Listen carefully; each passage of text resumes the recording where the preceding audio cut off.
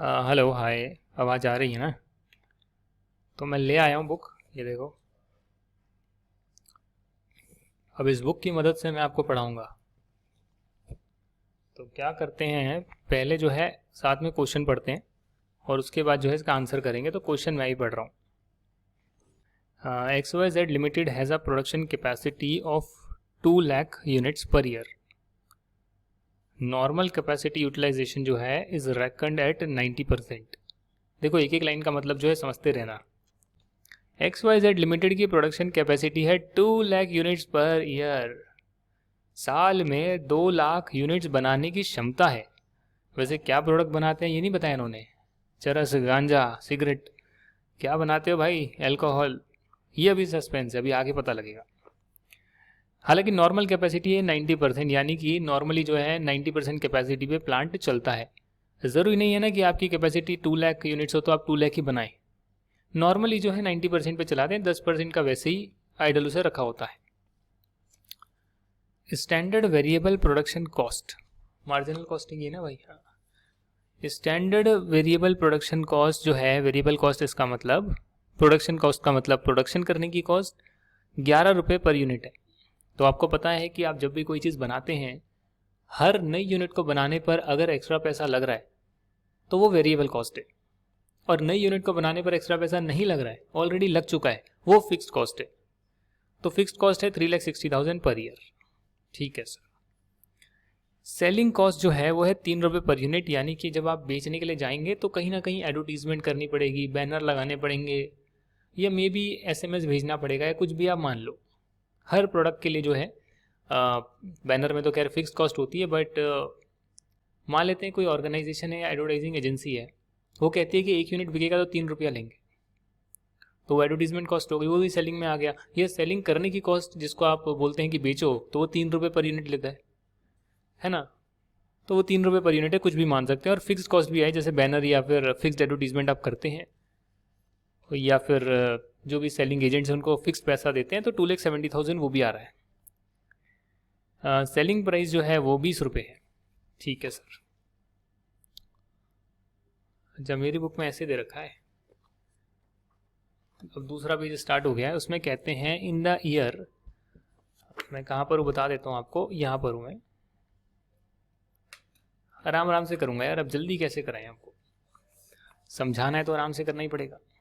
In the year ended 30 जून 2024 ले लेना।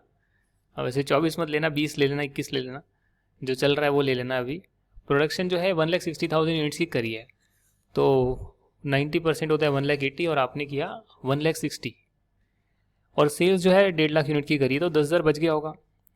Closing inventory जो है वो 20,000 बच गई है, तो 10,000 ओपनिंग से आ रही थी क्या। प्रोडक्शन आपने करी 1,60,000, सेल्स करी 1,50,000, और क्लोजिंग बच रहा है 20,000। 1,60,000 में से 1,50,000 जाएगा तो 10,000 बचना चाहिए। तो या तो 10,000 ओपनिंग में आ रहा था जो बिक गया, प्लस 1,60,000 और बना, उसमें से कुछ बिक गया, 20 बच गया। एक्चुअल जो वेरिएबल प्रोडक्शन की कॉस्ट आई है वो 35,000 हायर हुई है देन दी स्टैंडर्ड। तो दो कॉस्ट होती है, वेरिएबल और फिक्स। तो ये जो हमने वेरिएबल फिक्स किया है, मतलब वेरिएबल कॉस्ट को जो स्टैंडर्ड फिक्स करा है, कहाँ पे दे रखा है, ये 11 रुपये पर यूनिट। जब हम मल्टीप्लाई करेंगे नंबर ऑफ यूनिट से तो पता लगेगा कि 35,000 रुपये ज़्यादा आई है। आपको बताने हैं, प्रॉफिट बताने हैं एब्जॉर्प्शन कॉस्टिंग से और मार्जिनल कॉस्टिंग से, और आपको एक्सप्लेन करना है डिफरेंस इन द प्रॉफिट्स। जिस हिसाब से हम क्वेश्चन को कर रहे हैं, समझ रहे हैं, मुझे तो लगता है कि मुझे एक क्वेश्चन ही मैं एक दिन में करा पाऊंगा। हाँ, तो क्या हो गया, कहाँ रखूँ यार, जगह भी नहीं। यहाँ पर पैड पड़ा है, सामने लैपटॉप पड़ा है, यहाँ रख लेते हैं। ठीक है ना। एब्जॉर्प्शन कॉस्टिंग से बताओ, मार्जिनल कॉस्टिंग से बताओ। ठीक है सर, एब्जॉर्प्शन कॉस्टिंग से बताएंगे। अब जो है हम इसका सॉल्यूशन करने वाले हैं। आपका जो क्वेश्चन नंबर 1 है, इसमें मांगा है एब्जॉर्प्शन कॉस्टिंग से और मार्जिनल कॉस्टिंग से, आपको दोनों से जो है, क्लियरली लिखा है, दोनों से जो है आपको प्रॉफिट निकालने हैं, और दूसरा है कि प्रॉफिट में जो डिफरेंस आए हैं उसे एक्सप्लेन करना है। तो ये जो मैं क्वेश्चन आंसर्स आपको प्रैक्टिस करा रहा हूँ, इसमें हम बुक का सॉल्यूशन नहीं देखेंगे, अपने हिसाब से करेंगे। पहले देख लेते हैं क्वेश्चन में क्या गिवन है। तो प्रोडक्शन कैपेसिटी जो है, वर्किंग नोट में लिख लो, पीछे कहीं पे लिख लेना, ये फेयर का पार्ट नहीं है। प्रोडक्शन कैपेसिटी है 2 लाख यूनिट्स। 90% जो है आपका नॉर्मली प्लांट चलता है। तो नॉर्मल सर्कमस्टेंस में ही हम ओवरहेड रेट्स निकालते हैं, बहुत सारी हम कैलकुलेशंस करते हैं, सारी की सारी नॉर्मल सर्कमस्टेंसेस में करते हैं। तो नॉर्मली जो है 1,80,000 चलनी चाहिए, नॉर्मली चलती है। हालांकि 2 लाख तक कर सकते हैं, बट नॉर्मली 1,80,000 यूनिट्स के लिए ही चलती है। थोड़ा मशीन को रेस्ट चाहिए होगा, थोड़ा नहीं भी चलती है कुछ दिन, तो 90% पर काम किया जाता है। वेरिएबल प्रोडक्शन का खर्चा दे रखा है यहाँ पर। वेरिएबल प्रोडक्शन कॉस्ट है 11 रुपये पर यूनिट, 11 रुपया पर यूनिट। फिक्स्ड कॉस्ट है प्रोडक्शन की, फिक्स्ड कॉस्ट है प्रोडक्शन की 3,60,000। ठीक है सर। फिर आपका है सेलिंग। तो सेलिंग की जो वेरिएबल कॉस्ट है वो है 3 रुपया पर यूनिट, यानी कि माल बेचते हो तो 3 रुपये पर यूनिट का खर्चा आता है हर यूनिट पे। और फिक्स जो सेलिंग है आपकी, फिक्स्ड कॉस्ट जो है सेलिंग की, वो है आपकी 2,70,000। अभी तक मैंने सिर्फ क्वेश्चन उतारा है। जैसे जैसे आप एक्सपीरियंस होंगे आपको क्वेश्चन उतारने की ज़रूरत नहीं पड़ेगी, क्योंकि मेरा काम एक्सप्लेन करने का है। इसलिए मैं पहले क्वेश्चन समझा रहा हूँ, फिर क्वेश्चन के बाद उसका आंसर समझा रहा हूँ, और उसमें बहुत समय लग रहा है। पर पेपर में इतना समय नहीं होगा कि आप पहले आराम से उतारें, आप फटाफट उतारें, फटाफट करें, और वो प्रैक्टिस से आएगा। जितना प्रैक्टिस करोगे उतना आपका अच्छा पेपर जाएगा। चाहे प्रैक्टिस आप ओरली कर लो कि भैया इसका जो है आपको आंसर निकालना है, आपने रफ में निकाल लिया और फिर मैच कर लिया और गलतियां देख ली, वैसे बहुत ज़्यादा प्रैक्टिस कर लो और 1-2 फेयर करके देख लो। ये नॉर्मली आप जैसे इसका पूरा आंसर करते हो तो पूरा आंसर करो और उसके बाद मैच करो। अब यहाँ पर ये कहते हैं प्रोडक्शन जो हुई है 1,60,000 यूनिट्स की ही हुई है, तो यहाँ गड़बड़ हो गई। नॉर्मली 1,80,000 होना चाहिए, बट आपने 1.6 लाख यूनिट्स की प्रोडक्शन करी है। तो ये आपकी एक्चुअल प्रोडक्शन है जो आपने करी। गलत तो नहीं बोल रहा? ये आपका एक्चुअल डेटा है। और सेल्स आप करते हैं 1,50,000 यूनिट्स की, तो सेल्स हुई है आपकी यूनिट्स में 1,50,000 यूनिट्स। इसके बाद जो है यहाँ पर दे रखा है क्लोजिंग इन्वेंट्री जो है वो 20,000 यूनिट्स की है। तो ये आपकी आ गई क्लोजिंग यूनिट्स 20,000। ये काम मुझे सबसे बेकार लगता है, क्वेश्चन देखकर उतारना, और बिना देखे तो हौच-पौच हो जाएगा। अगर मैं बिना लिखे करूं इसको डायरेक्टली तो बड़ा हौच-पौच हो जाएगा, जब क्वेश्चन में हर बार ढूंढना पड़ेगा कहाँ पर है चीज़। कोई भी चीज़ मुझे देखनी है, क्वेश्चन में ढूंढो, अच्छा कहाँ पे देखा था, कहाँ मार्क किया था। अब यहाँ पर लिखने से क्या होगा, ये रही भाई जो भी है सामने है डेटा। तो क्लोजिंग कितने आ गए, 20,000 यूनिट्स। हाँ, एक्चुअल में वेरिएबल प्रोडक्शन जो है 35,000 ज़्यादा हुई है, वो अलग बात है, उसे हमने मार्क कर लिया अपने क्वेश्चन पेपर में ही। आपसे पूछा है कि आप एब्जॉर्प्शन कॉस्टिंग के हिसाब से आंसर बताइए, बट मेरा सवाल आपसे है कि क्या ये आपको डेटा समझ में आया? मुझे बताइए आप। डेटा समझने का मतलब है कि भाई कंपनी की प्रोडक्शन में प्लांट लगा है, उसमें 2 लाख बन सकती है, नॉर्मली 1,80,000 बनती है, क्योंकि ज़रूरी नहीं है ना कि आप पूरे पर ही चलाएं। मशीन को रेस्ट चाहिए, वीकेंड छुट्टी होती है, कुछ भी कारणवश है, नॉर्मल जो है 1,80,000। हाँ, दिक्कत पड़ेगी, ज़्यादा डिमांड आएगी तो फुल कैपेसिटी भी चला लेंगे, कई बार ओवर कैपेसिटी भी चला लेंगे, रात को भी चल रहा है, मशीन का रेस्ट टाइम को कम कर दिया है ना, जो उसको रेस्ट करना चाहिए उसमें मशीन चला ली, तो वो ओवर टाइम होता है। तो 100% से ज़्यादा कैपेसिटी पे प्लांट चल सकता है, 100 पर भी चल सकता है, और नॉर्मली 1,80,000 यहाँ पे चलता है, तो चलता है, सबका अलग अलग नॉर्मल लेवल होता है। अब ये वेरिएबल है, प्रोडक्शन करने के लिए खर्चा लगे तो 11 रुपये पर यूनिट लगता है। फिक्स कॉस्ट जो है वो लग गई प्रोडक्शन के लिए, तो वो जैसे फैक्ट्री रेंट हो गया, सुपरवाइजर सैलरी हो गया, वो लग गया तो लग गया। सेलिंग वेरिएबल कॉस्ट तब लगेगी जब आप बेचेंगे, तो ये बेचने वाली यूनिट्स पर लगता है, ना कि बनने वाली यूनिट्स पर। और जो फिक्स्ड कॉस्ट सेलिंग की है वो भी बेचने वाली यूनिट्स के लिए ही लगता है। एक्चुअल प्रोडक्शन जो है वो आपकी 1,60,000 हुई है, सेल्स आप 1,50,000 करते हैं, बट जब 1,60,000 की प्रोडक्शन होती है और आप 1.5 लाख यूनिट्स को बेचते हैं तो 10,000 यूनिट्स बचनी चाहिए, आपकी बच रही है 20,000। ये कैसे हो सकता है? अब कई लोग ये मत बोल देना एबनॉर्मल गेन हो गया। गेन कहाँ से एबनॉर्मल हो गया? ये हम कोई उसकी बात ही नहीं कर रहे कि कितना इनपुट डाला कितना आउटपुट निकला, हम तो कह रहे हैं कि आपकी जो है कैपेसिटी कितनी है।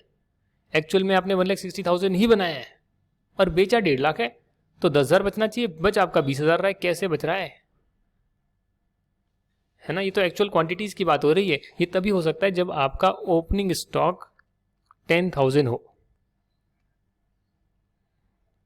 अब ओपनिंग स्टॉक की वैल्यूएशन कैसे करेंगे, अमाउंट कितनी है पता नहीं, कहाँ की बने, क्वेश्चन में तो ओपनिंग स्टॉक का कोई जिक्र भी नहीं है। ये तो आपको सोचना पड़ेगा, हिडन डेटा है, that is you have to find out the things which are hidden in the questions.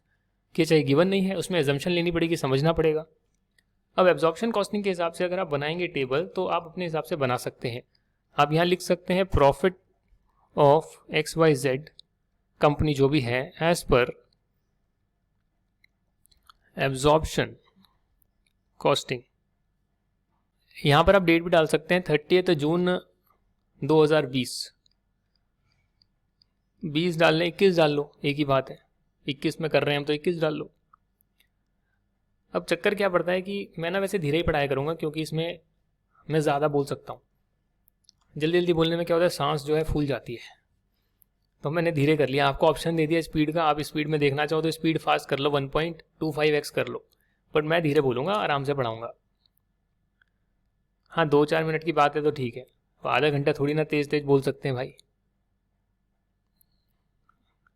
कलाकारी दिखा रहा हूँ अभी अपनी, ये आजा आजा आजा आजा यार, ये अब सीधी लाइन ही नहीं डलने को हो रही है, वैसे तो डली हुई है। अब यहाँ मुझे पर्टिकुलर्स लिखना पड़ेगा, ये कुछ ऐसा सिस्टम बनाओ ना कि टाइप करें तो हो जाए। अमाउंट लिखनी पड़ेगी, ठीक है। तो यहाँ पर जो है आप स्टार्ट करेंगे तो कैसे करेंगे, आप इनकम स्टेटमेंट बना रहे हैं, एक तरह से प्रॉफिट निकाल रहे हैं, तो आप सेल से स्टार्ट कर सकते हैं। अब ये कोई हार्ड एंड फास्ट रूल थोड़ी है पहले कॉस्ट लिखेंगे फिर सेल्स लिखेंगे, पहले सेल्स लिख दो। प्रॉफिट निकालना है ना आपको, जो निकालना है उसके हिसाब से अपने माइंड में देख लो कैसे हमको दिखाना चाहिए। तो सेल्स जो है यहाँ पर, यहाँ देखने की जरूरत ही नहीं है, ऊपर से देख लेंगे। 1,50,000 यूनिट्स मल्टीप्लाई बाय कितने का माल बेचते हो रे तुम, लिखा ही नहीं यहाँ पे सेलिंग प्राइस। सेलिंग प्राइस है आपकी 20 रुपये पर यूनिट, 20 रुपया एक यूनिट का, बिहारी लैंग्वेज में बोल रहा हूँ, मिलता है। ये सब क्यों कर रहे हो, तो क्या करें, क्वेश्चन में जान कहाँ से भूकें, क्वेश्चन को इंटरटेनिंग कैसे बनाएं। ये आया, कितने जीरो लगाए, 30 लाख रुपए, कैसे आया, 1.5 लाख को 2 से गुना किया तो 3 लाख, और एक जीरो और लगाया तो 30 लाख। तो बिना कैलकुलेटर के भी आप कर सकते हैं, इसकी जरूरत है नहीं। इसमें से माइनस करेंगे कॉस्ट,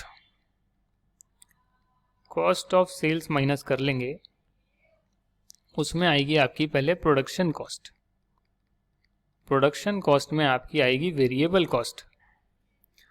अरे इसकी जरूरत नहीं है रे, वेरिएबल कॉस्ट जो है वो है आपकी 11 रुपये पर यूनिट, प्रोडक्शन करिए 1,60,000 यूनिट्स, 11 से गुना करो तो कैलकुलेट कर लो, ऐसे कैलकुलेटर की ज़रूरत नहीं है, कैलकुलेटर के बिना भी कर सकते हो। 1.6 मल्टीप्लाई बाई 11, ये आया 17.6 यानी 17,60,000। और इसकी जो प्रोडक्शन की फिक्स्ड कॉस्ट आई है वो भी क्वेश्चन में गिवन है, इसकी ज़रूरत नहीं है रे, आदत नहीं जाएगी ना। फिक्स्ड कॉस्ट आपकी आ गई है, ये देखो यहाँ पर, ये चेंज करता हूँ, हाँ मज़ा आ गया, पहली बार पेन चेंज करके कुछ किया भाई, और कलर दो कुछ। तो ये जो है 3,60,000 जो है हम यहाँ पे लिखेंगे नीचे, फिक्स्ड कॉस्ट 3 लाख। आप फास्ट में भगा कर देख लो, मुझे कोई दिक्कत नहीं है भाई, हम तो आराम से कराएंगे, जान है तो जान है, तेज बोलने पे होता है गला खराब, आराम आराम से कराएंगे। प्रोडक्शन के बाद है सेलिंग कॉस्ट। भाई तुम क्यों आ गए हो, सेलिंग कॉस्ट जो है वो भी वेरिएबल है। कितनी है जी, सेलिंग कॉस्ट, बट एक चीज़ हमने गलत कर दी जी, एक चीज़ हमने गलत कर दी, हमने यहाँ पर फिक्स कॉस्ट जो है पूरी की पूरी डाल दी 3,60,000, पर एब्जॉर्प्शन कॉस्टिंग में हम जो है निकालते हैं कि पर यूनिट कितने रेट पर फिक्स्ड कॉस्ट एब्जॉर्ब होगी।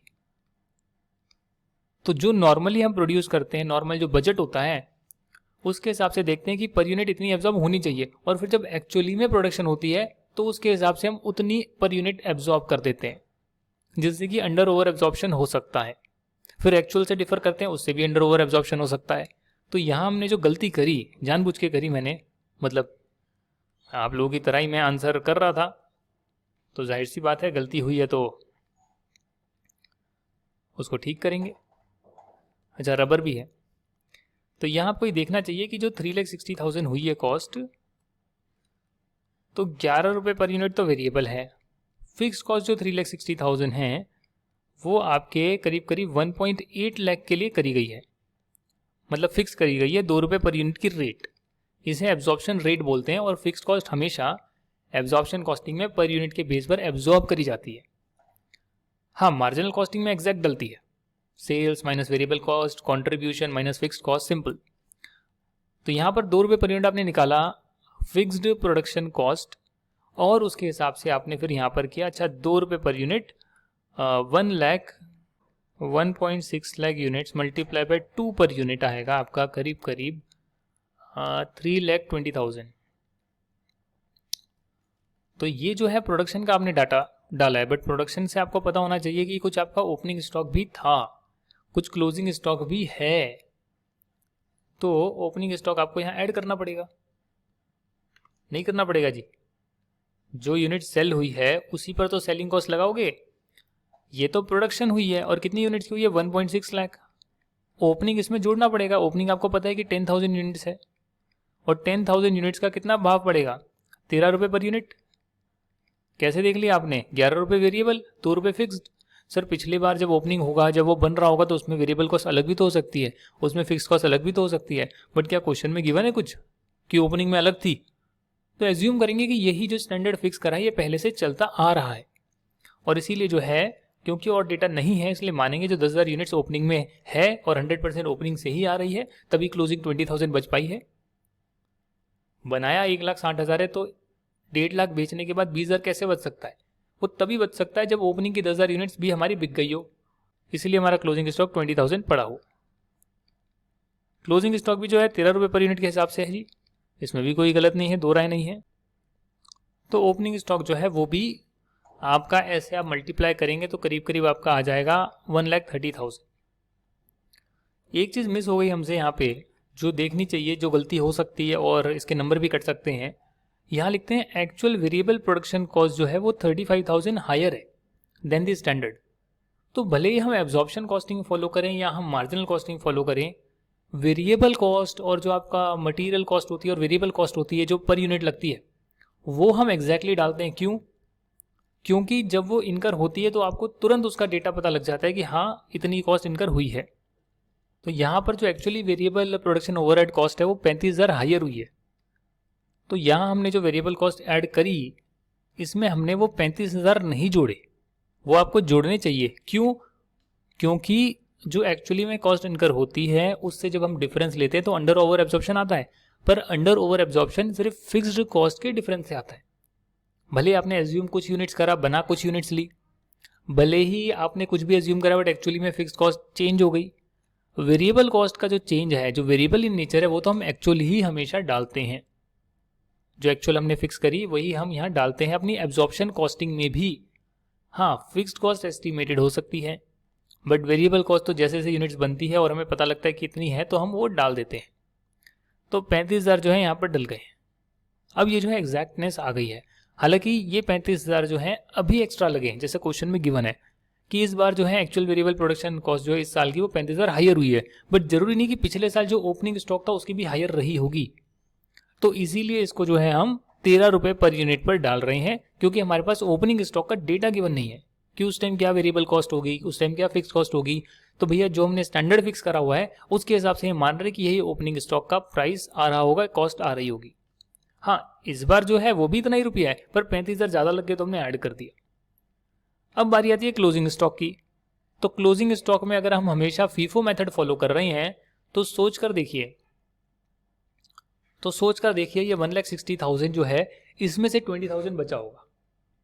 तो यहाँ पर हम हमेशा फीफो मानते हैं कि जो ओपनिंग था वो तो 10,000 बिक गया, और फिर ये 1,60,000 में से 1,40,000 और बिक गया तो 20,000 बच गया। तो इसलिए आपको जो है क्लोजिंग स्टॉक की जो प्राइस निकालनी है वो तो करंट प्राइस से निकालनी पड़ेगी कि भैया अभी जो हमने बनाया उसमें से क्लोजिंग बचा है। तो अभी जो हमने बनाया 1,60,000, वो 1,60,000 जो है हमने कितना कॉस्ट इनकर करा वो आप यहां से देख सकते हो। 17.6 प्लस 3.2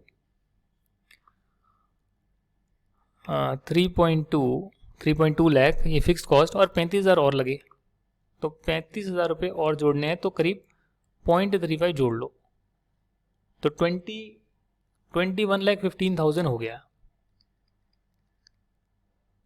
मल्टीप्लाई कर लूँ 1 लाख से। अब इसको डिवाइड कर देते हैं। हमने बनाई 1,60,000 यूनिट्स, मल्टीप्लाई करते हैं 20,000 यूनिट से जो क्लोजिंग स्टॉक की बची है, तो वो अभी वाली यूनिट से बची होगी।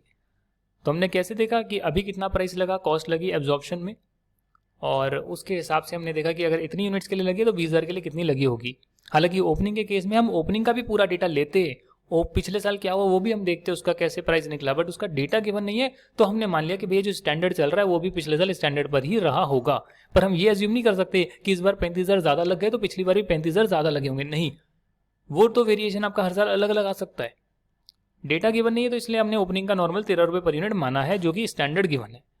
अब यहां पर जब आप देखेंगे तो ये आएगा 2,64,375, तो ये क्लोजिंग स्टॉक आ गया, तो ओपनिंग क्लोजिंग आ गया, तो यहां आपकी कॉस्ट ऑफ प्रोडक्शन टाइप आ जाएगी, कॉस्ट ऑफ गुड्स सोल्ड आ जाएगी, जो भी आप बोलना चाहें। प्रोडक्शन तो खैर यहीं पर हो गया था, अब तो ठीक है ना। तो यहां पर आप एडिशन सब्ट्रैक्शन कर लो एक एक करके, कैसे होगा मैं आपको बताता हूं। 17,60,000 प्लस 35,000 प्लस 3,20,000 प्लस 1,30,000 और माइनस 2,64,375, ये आया 19,80,625। अब इसमें जो है आप सेलिंग कॉस्ट जोड़ दो, तो ये आपका आ गया कॉस्ट ऑफ गुड्स सोल्ड। हमें क्या निकालना है, हमें एब्जॉर्प्शन कॉस्टिंग के हिसाब से प्रॉफिट निकालना है। तो यहाँ पर हम प्रॉफिट तो एग्जैक्टली निकालेंगे, और एग्जैक्टली प्रॉफिट निकालने के लिए आपको क्या करना पड़ेगा, आपको यहाँ देखना पड़ेगा कि जब एक्चुअली में फिक्स कॉस्ट आपने बोली 3,60,000, बट जब आपने एब्जॉर्ब करी फिक्स कॉस्ट तो वो करी 3,20,000, तो 40,000 की फिक्स कॉस्ट आपने अंडर एब्जॉर्ब कर ली है। तो जो अंडर एब्जॉर्प्शन है वो आप यहाँ कभी भी कॉस्ट शीट में नहीं दिखाते, बट हमने ये तो देखा है ना, वो जो अंडर एब्जॉर्प्शन है वो कॉस्टिंग पीएनएल में जाएगा। तो जब कॉस्टिंग पीएनएल में वो जाएगा तो उससे प्रॉफिट क्या होगा, कम हो जाएगा।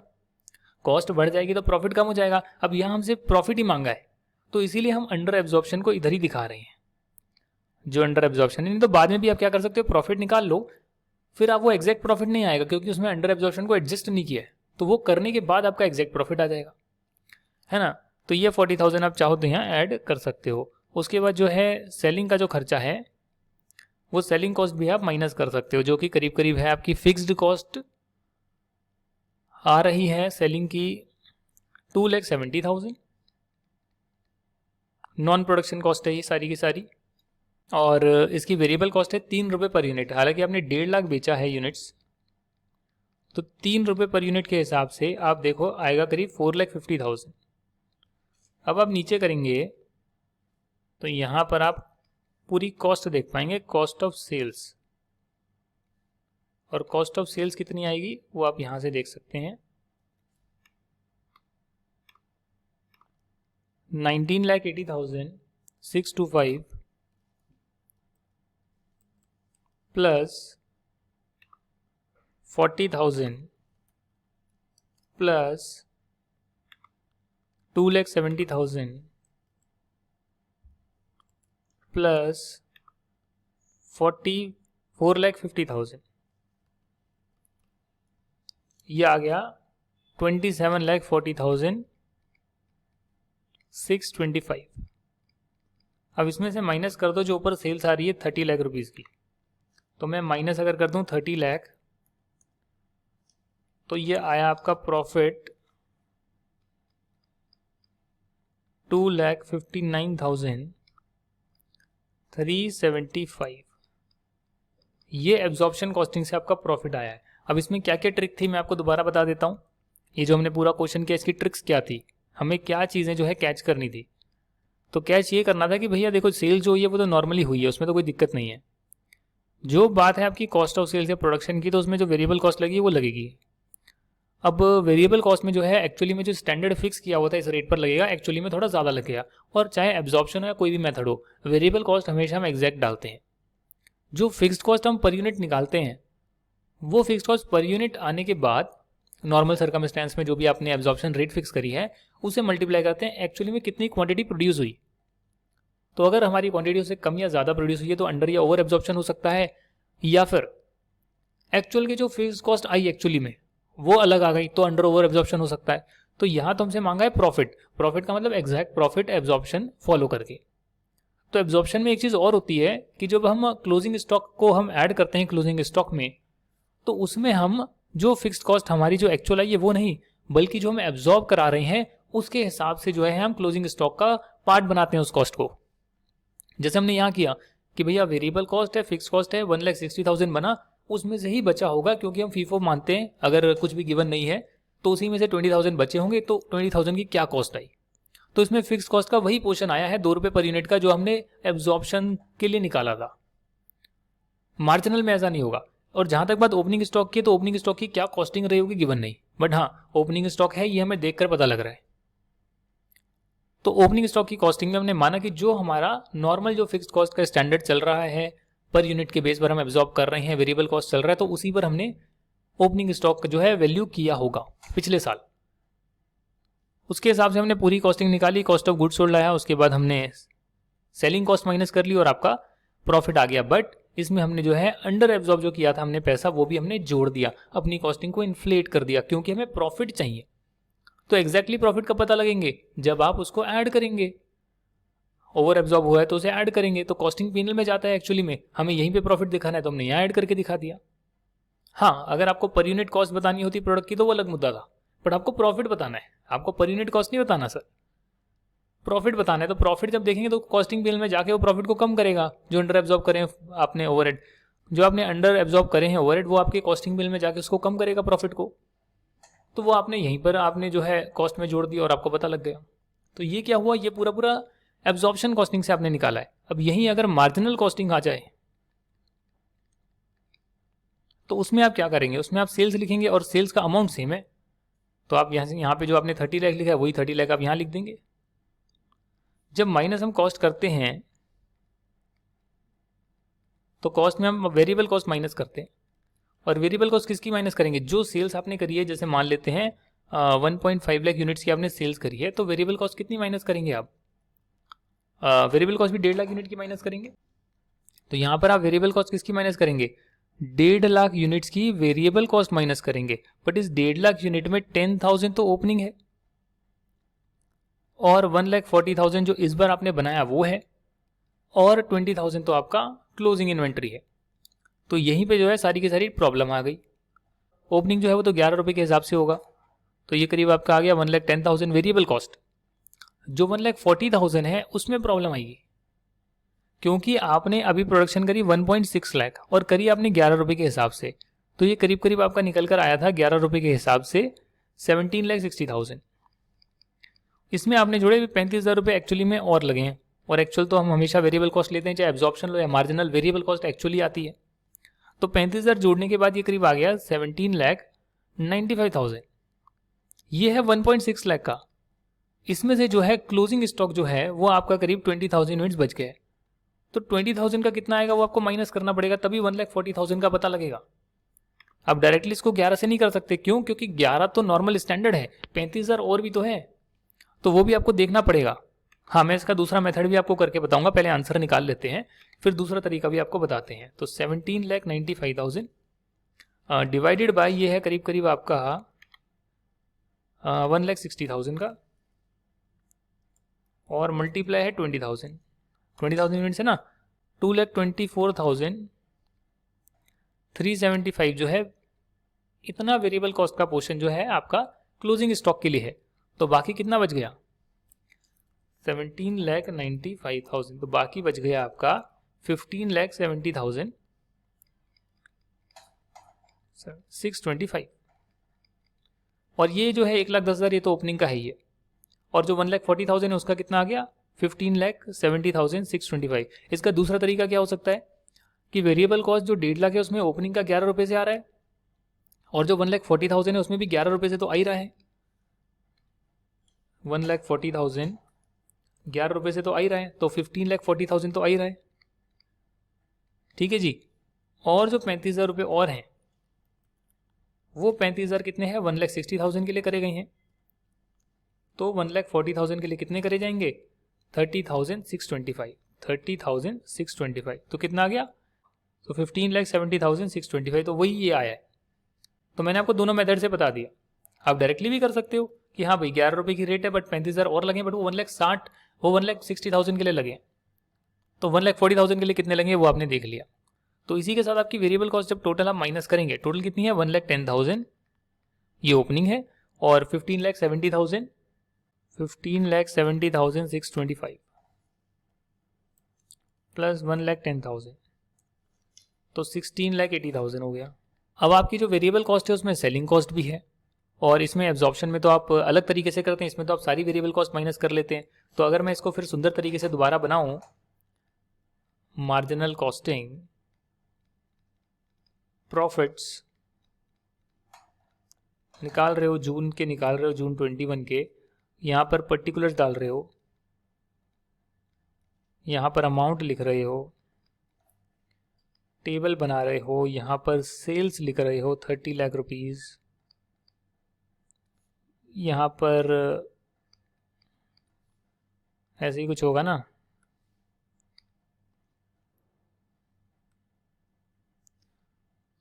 माइनस वेरिएबल कॉस्ट कर रहे हो, तो ओपनिंग का आपका 10,000 यूनिट्स है, 11 रुपये के हिसाब से कितना बनेगा 1,10,000। उसके बाद जो आपने अभी प्रोड्यूस करा वो कितना था आपका 1,40,000। 1.5 लाख बेचा ना आपने, 1.5 लाख बेचा आपने 20 रुपीज़ के हिसाब से, तो 1.5 लाख का ही वेरिएबल कॉस्ट माइनस होगा। जितना यूनिट्स बेचा जितना कॉस्ट माइनस करा, हम तो मार्जिनल कॉस्टिंग में डायरेक्टली देखते हैं ना। तो 10,000 ओपनिंग स्टॉक था, प्रोडक्शन आपने 1,40,000 की करी, 11 रुपये के हिसाब से आप देखो कितना बनता है, ये आया 15,40,000। अब इसमें आपने क्या किया, आपने इसमें वो 35,000 रुपये जो थे ना उसका पोर्शन भी जोड़ दिया। तो 35,000 जो थे 1.6 लाख के लिए हुए थे, तो 1.4 लाख के लिए कितने होंगे वो भी आपने यहाँ पर देख लिया, मल्टीप्लाई बाय 30,625। तो ये आपने 30,625 यहाँ ऐड कर दिया। ये होने के बाद भी आपकी सेलिंग की वेरिएबल कॉस्ट अभी बच गई है, वो है आपकी 1.5 lakh multiply by 3 per unit, तो ये आएगा 4.5 लाख। ऐसे जब सबको ऐड करोगे तो आपका आएगा, यहाँ पर आप चेक कर सकते हैं 1,10,000, 15,40,000, 30,625 पहले ही ऐड कर लिया, 4,50,000, तो 21,30,625 ये आपकी वेरिएबल कॉस्ट आ गई। तो जब वेरिएबल कॉस्ट माइनस करेंगे तो मार्जिनल कॉस्टिंग में कंट्रीब्यूशन आएगा। तो इसमें से आप 30 लाख माइनस जब करेंगे तो आपका कंट्रीब्यूशन आएगा। सर कंट्रीब्यूशन समझ रहे ना आप, मैं क्या कह रहा हूँ आपसे। एक एक चीज़ जो है आप आराम से समझें, इसको पढ़ाई करें, तभी तो हमारे वीडियो लंबे बन रहे हैं। एक क्वेश्चन कराने में आधा 1-1 घंटा लग जाएगा, समझाने में तो बहुत समय जाएगा, करीब करीब आपके 100 घंटे तो क्वेश्चन आंसर्स में लग जाएंगे। ये कंट्रीब्यूशन आ गया। अब इसमें से आप फिक्स्ड कॉस्ट माइनस कर लें। फिक्स्ड कॉस्ट कितनी है 3,60,000 तो आपकी है प्रोडक्शन की, और 2.7 लाख रुपीज़ है आपकी सेलिंग की, ऐसे ही कुछ है ना। अगर आप इन दोनों को ऐड कर लेंगे तो कितना आएगा आप देख सकते हैं 3.6। पॉइंट्स में मत करना, मतलब कैलकुलेशन कर ली बट टोटल यहाँ पर पूरा अमाउंट में लिख देना ताकि कन्फ्यूजन ना हो एग्जामिनर को, है ना। या तो ऊपर लिख दो इन लैक्स, बट पॉइंट्स में आपके आंसर ना हो तो ही बेटर है। तो ये फिक्स कॉस्ट को आप माइनस करके देखिए कितना आता है। 6,30,000 है और 8,60,000 69,375, 2,39,375, मतलब इसमें से ये माइनस करा है। वैसे मैंने यहाँ पर इसमें से ये माइनस कर दिया, अमाउंट सही आई है बट माइनस का साइन आ गया उसमें। इसमें से ये माइनस करोगे बड़े में से छोटा तो पॉजिटिव आएगा, तो ये आपका प्रॉफिट है, करेक्ट। अब इसका डिफरेंस आपको बताना है दोनों में डिफरेंसेस क्यों आए। यहां प्रॉफिट आपका आया था करीब 2,59,375, 2,59,375 ये आपका यहां पर आया था प्रॉफिट एब्जॉर्प्शन में। मार्जिनल में कितना आया? 2,39,325, 375। तो ये डिफरेंसेस क्यों आए हैं, क्या मुझे बता सकते हैं? भाई ऊपर जो है वहां पर भी मैंने जो है एक्चुअल कॉस्ट ली है वेरिएबल की, फिक्स कॉस्ट जो है वो तो एक्चुअल गिवन ही नहीं है, वो तो 2 रुपए के हिसाब से गिवन है। बट मैंने यहाँ पर फिक्स्ड कॉस्ट का जो पोर्शन है 2 रुपए पर यूनिट का हिसाब से, वो मैंने क्लोजिंग स्टॉक में ऐड कर दिया। मार्जिनल कॉस्टिंग में मैंने वो क्लोजिंग स्टॉक में ऐड नहीं किया, फिक्स्ड कॉस्ट का पोर्शन ऐड नहीं करा। 20,000 का आपका डिफरेंस आया। तो ये डिफरेंस कैसे आया? ये इसलिए आया क्योंकि आपका जो क्लोजिंग स्टॉक है वो क्लोजिंग स्टॉक 20,000 है, उसमें मैंने 2 रुपए पर यूनिट का फिक्स्ड कॉस्ट यहाँ नहीं डाला। मार्जिनल कॉस्टिंग में क्लोजिंग स्टॉक पे मैंने फिक्स्ड कॉस्ट अपोर्शन नहीं करा। उसमें मैंने देखा जो सेल्स हुई माइनस जो वेरिएबल कॉस्ट हुई और जो बिका उससे मैंने पूरी फिक्स कॉस्ट चार्ज कर ली। मार्जिनल कॉस्टिंग में हम माइनस करते हैं फिक्स कॉस्ट जो एक्चुअल में हुई है, इररिस्पेक्टिव की कितना प्रोडक्शन हुआ है। तो 40,000 मैंने क्लोजिंग स्टॉक का पार्ट नहीं बनाया। और दूसरी तरफ जो ओपनिंग स्टॉक था 10,000 का, उसमें भी 2 रुपए पर यूनिट के हिसाब से फिक्स्ड कॉस्ट मैंने ऊपर एडजस्ट करी है, यहां पर जरूरत नहीं थी उसकी, तो 20,000।